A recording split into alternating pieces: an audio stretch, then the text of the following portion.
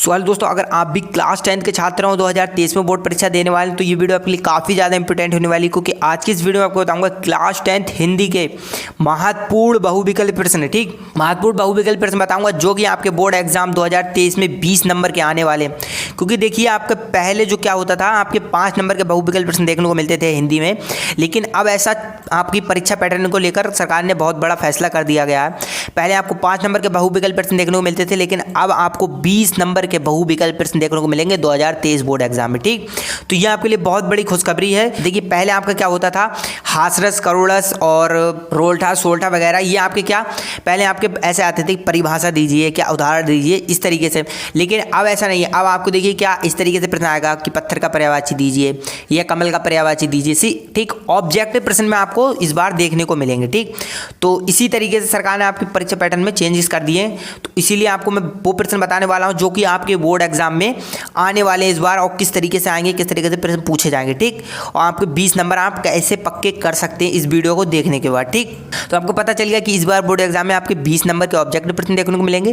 पहले आपको 5 नंबर के देखने को मिलते थे, लेकिन अब ऐसा नहीं है। अब आपको कितने 20 नंबर के देखने को मिलेंगे बहुविकल्प प्रश्न। ठीक, तो अब करते हैं आज की वीडियो स्टार्ट और देखते हैं कौन कौन से प्रश्न है, किस तरीके से आपको इस बार बोर्ड एग्जाम में देखने को मिलेंगे। ठीक, देखिए पहला इसमें, देखिए मैं आपको पहले बता दे रहा हूँ किस तरीके से आपको प्रश्न होगा। इसमें ऐसा पूछा जाएगा इसमें कि रोल्ठा के प्रथम एवं तृतीय चरण में कितनी मात्राएं होती हैं। ठीक, इसमें पूछ रहा है ना आपसे, देखिए रोल्ठा के प्रथम एवं तृतीय चरण में कितनी मात्रा होती हैं।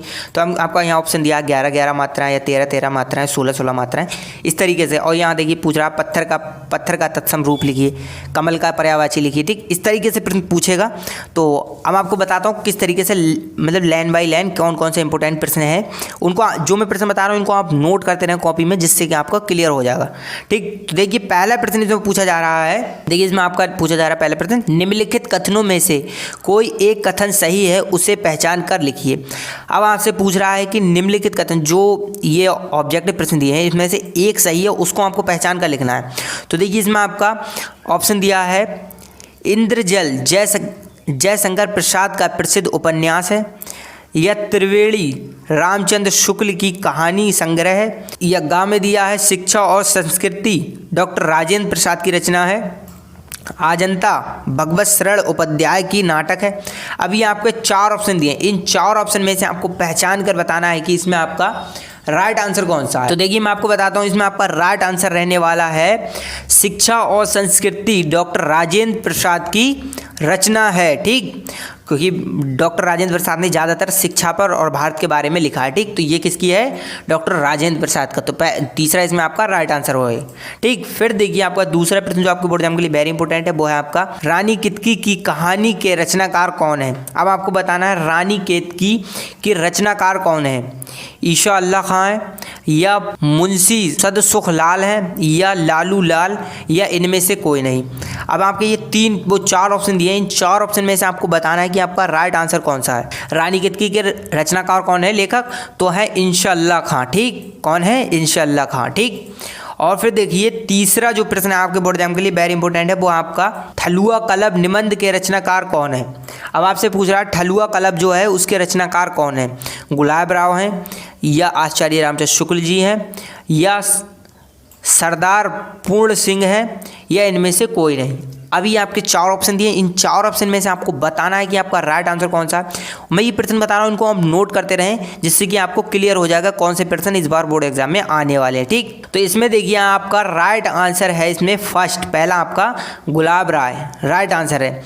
ठलुआ क्लब के रचनाकार हैं गुलाब राय जी। ठीक, और फिर देखिए चौथा प्रश्न जो आपके बोर्ड एग्जाम के लिए वेरी इंपॉर्टेंट है, वो है आपका परिमाला के रचनाकार कौन है। अब आपसे पूछ रहा है परिमाला जो है उसके रचनाकार कौन है, सुमित्रा नंदन पंत जी हैं, या देखिए दूसरा इसमें है गजानन माधवा है, या सूर्यकांत त्रिपाठी निराला जी हैं, या महादेवी वर्मा है। अभी आपके 4 ऑप्शन दिए, इन 4 ऑप्शन में से आपको बताना है कि जो परिमाला है उसके रचनाकार कौन है, उसके लेखक कौन है। तो देखिए इसमें आपका राइट आंसर है सूर्यकांत त्रिपाठी निराला। सूर्यकांत त्रिपाठी निराला किसके रचनाकार हैं, परिमाला के। ठीक, और फिर देखिए इसमें आपका 5वां प्रश्न जो आपके बोर्ड एग्जाम के लिए वेरी इंपॉर्टेंट है, वो आपका सिंगार रस मंडल के रचनाकार कौन से हैं। अब देखिए हाल लगा आपका प्रश्न अलग अलग चेंजेस होने लगी कि ये सिंगार रस किसका है या ये किसका है, वो चीज़ इस तरीके से आप देखिए अब आपको प्रश्न देखने को मिलेंगे जो कि आपके बोर्ड एग्जाम में वेरी इंपॉर्टेंट है। तो सिंगार रस मंडल के रचनाकार कौन है। तो इसमें आपका देखिए क्या गोकुलनाथ जी हैं या गोस्वामी मिट्ठल नाथ हैं, या गा प्रश्न में आपसे गा है इसमें नवदास जी हैं या लालू लाल हैं। अब ये आपके 4 ऑप्शन दिए, इन 4 ऑप्शन में से आपको बताना है सिंगार रस मंडल के रचनाकार कौन है। तो इसमें आपका गोस्वामी मिट्ठल नाथ, कौन, मिट्ठल नाथ, ठीक। और फिर पूछ रहा है नीरज के रचनाकार कौन है। अब आपको बताना है जो नीरज रचना है वो किसकी है, उसके लेखक कौन है। तो देखिए इसमें पूछ रहा है सुमित्रानंद पच जी हैं क्या, या जयशंकर प्रसाद हैं, या महादेवी वर्मा है, या वियोगी हरित हैं। अब ये 4 ऑप्शन दिए, इन 4 ऑप्शन में से आपको बताना है कि आपका राइट आंसर कौन सा है। देखिए इसमें आपका नीरज जो है वो आपकी किसकी है, महादेवी वर्मा जी की रचना है, ठीक। कौन सी है, नीरज महादेवी जी की वर्मा की रचना है, ठीक। फिर देखिए 7वां प्रश्न जो आपके बोर्ड एग्जाम के लिए वेरी इंपॉर्टेंट है, वो है आपका जयशंकर प्रसाद की रचना नहीं है। अब आपको बताना है ये 4 जो रचनाएं दी हैं ये इसमें से जयशंकर प्रसाद की कौन सी रचना नहीं है, आंसू, लहर, झरना या यामा। अब ये 4 दिए, इन 4 में से आपको बताना है कि जयशंकर प्रसाद की रचना कौन सी नहीं है। तो मैं बताता हूँ इसमें आपका यामा जयशंकर प्रसाद जी की रचना नहीं है, क्योंकि लहर भी जयशंकर प्रसाद जी की है, झरना भी जयशंकर प्रसाद जी की रचना है और आंसू भी जयशंकर प्रसाद जी की रचना है। तो यामा नहीं है, तो यामा पर हम टिक लगा देंगे, तो ये आपका राइट आंसर हो गया, ठीक।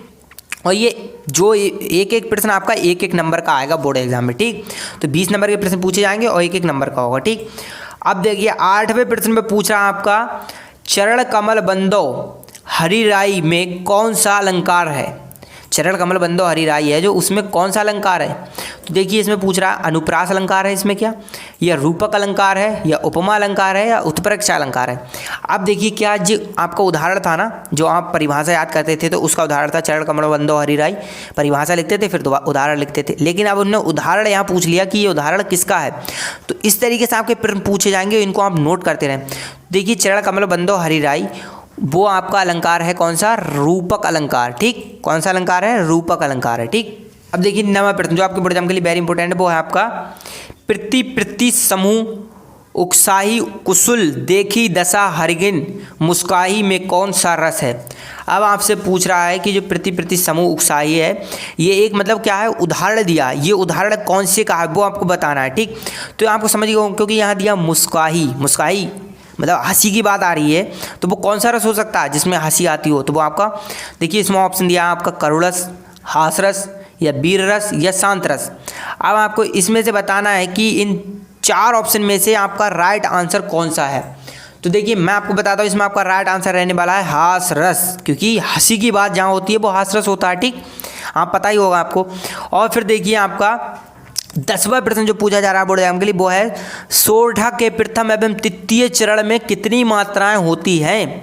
अब आपसे पूछा जा रहा है कि जो सोरठा है उसके प्रथम एवं तृतीय चरण में कितनी मात्राएं होती हैं वो आपको बताना है। इसमें आपको ऑप्शन दिया 11 मात्राएं होती हैं, या 13 मात्राएं होती हैं, या 16 या 24। अब आपको बताना है कि सोरठा के प्रथम एवं तृतीय चरण में कितनी मात्रा होती हैं, क्योंकि प्रथम और तृतीय चरण में सेम ही मात्राएं होती हैं। तो इसमें आपका राइट आंसर रहने वाला है 11 मात्राएं, ठीक। कितनी, 11 मात्रा होती है सोरठा के प्रथम एवं तृतीय चरण में, ठीक। इसको आपको ध्यान रखना है, क्योंकि पहले आपने क्या इसको पढ़ा होगा कि परिभाषा में कि इतनी मात्रा होती है, इतना उदाहरण में लिखना है। अब ये आपसे इस तरीके से नहीं पूछा जाएगा बोर्ड एग्जाम में। अब आपसे इस तरीके से पूछ सकता है कि सोरठा के प्रथम तृतीय चरण में कितनी मात्रा होती है, या सोरठा का उदाहरण ये कौन सी किस चीज़ का उदाहरण है वो आपको बताना है, ठीक। तो इसी तरीके से आपके प्रश्न पूछे जाएंगे, इनको आप कॉपी में नोट करते रहें। और फिर देखिए 11वां प्रश्न पूछा जा रहा है 4 राहों का समूह का कौन सा समास बनेगा। अब पहले आपने पढ़ा होगा समास के बारे में, तो अब आपसे पूछ रहा है 4 राहों का समूह है जो उसका कौन सा समास बनेगा। 4 मार्ग का समास बनेगा, या चौराहे का समास बनेगा, या 4 राह का, या इनमें से कोई नहीं। अब आपको बताना है कि 4 राहों का समूह किसको कहते हैं, चौराहे को। 4 राहों का समूह होता है चौराहा। तो इसमें आपका कौन सा समास बना, चौराहा, ठीक। पता चलिए आपको। फिर देखिए 12वां प्रश्न पूछा जा रहा है। 12वां प्रश्न है आपके पत्थर का तत्सम रूप लिखिए। पत्थर का तत्सम रूप आपको लिखना है। पहले आपको क्या पूछा जा रहा था कि 3 ऑप्शन दिए थे, उसमें से आपको पूछा जाता कि 2 ऑप्शन आपको करना है और एक को छोड़ देना है। और तो अब आपसे ऐसा नहीं पूछा जा रहा, आपसे पूछा जा रहा है कि पत्थर का तत्सम रूप लिखिए। या कुछ भी चेंज कर सकता है वर्ड, तो इसीलिए आपको याद करके रखना है। उसका पूछेगा कि इसका पर्यायवाची लिखिए या तत्सम रूप लिखिए, फिर ऑप्शन भी दिए होंगे। तो देखिए इसमें ऑप्शन दिया है पत्थर के पर्यायवाची के, पत्थर है या शिला है या पिस्तर है या इनमें से कोई नहीं। अभी आपके 4 ऑप्शन दिए, इन 4 ऑप्शन में से आपको बताना है कि आपका राइट आंसर कौन सा है। पत्थर का पर्यायवाची वो तत्सम रूप कौन सा है। तो पत्थर का तत्सम रूप है आपका प्रस्थ। कौन सा है? प्रस्थ। ठीक। और फिर देखिए 13वां प्रश्न पूछा जा रहा है कमल का पर्यायवाची है। अब आपसे पूछ रहा है कमल का पर्यायवाची क्या है, वो आपको बताना है। तो इसमें आपको ऑप्शन दिया पंकज या जलद या नीरज या अम्बुद। ठीक। अब ये आपके 4 ऑप्शन दिए, इन 4 ऑप्शन में से आपको बताना है कि कमल का पर्यायवाची कौन सा है। पहले हमसे पूछा जा रहा था कि कमल के पर्यायवाची के 2-2 उदाहरण दीजिए या 2-2 पर्यायवाची लिखिए। अब ऐसा नहीं, अब आपको क्या ऑप्शन में पूछा जा रहा है कि इसका पर्यायवाची क्या है या इसमें से आपको ढूंढ कर बताना है। ठीक। तो कमल का आपको पर्यायवाची आपको पता ही होगा क्या है, पंकज। ठीक, पता चल गया आपको, पंकज है।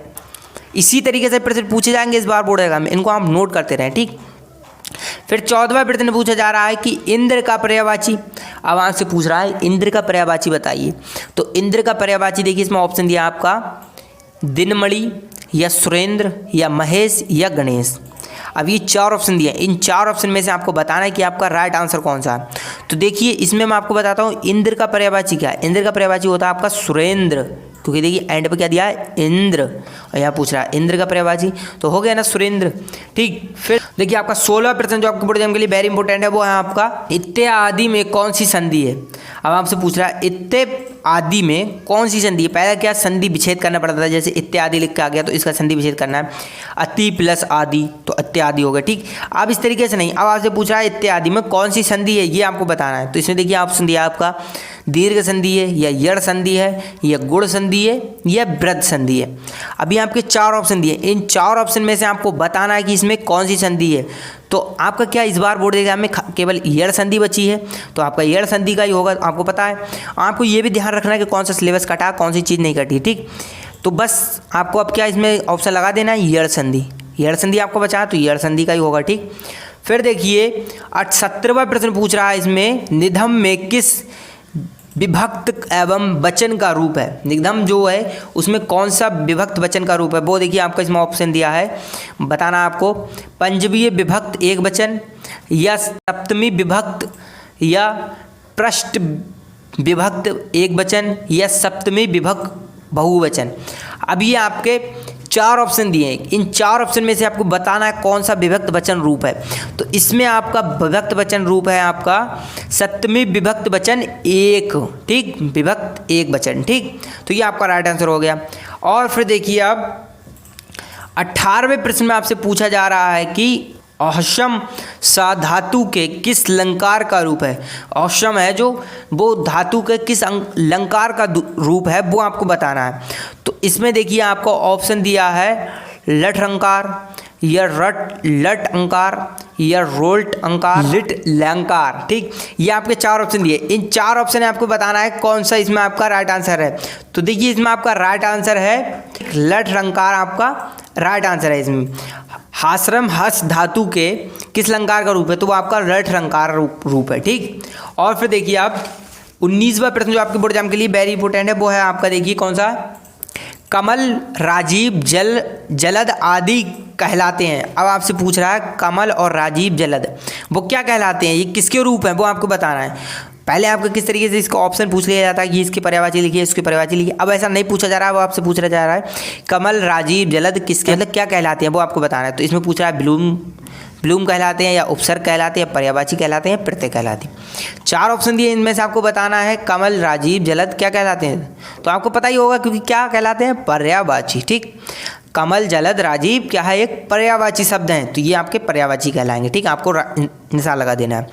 फिर पूछ रहा है 20वें प्रश्न में पूछ रहा है आपसे अनज्ञ के रचनाकार हैं। अब पूछ रहा है अनज्ञ के रचनाकार कौन है, वो आपको बताना है। तो इसमें आपका ऑप्शन दिया है निराला है या गजानन दास रतन है या सियाराम शरण गुप्ता है या मैथिली शरण गुप्ता है।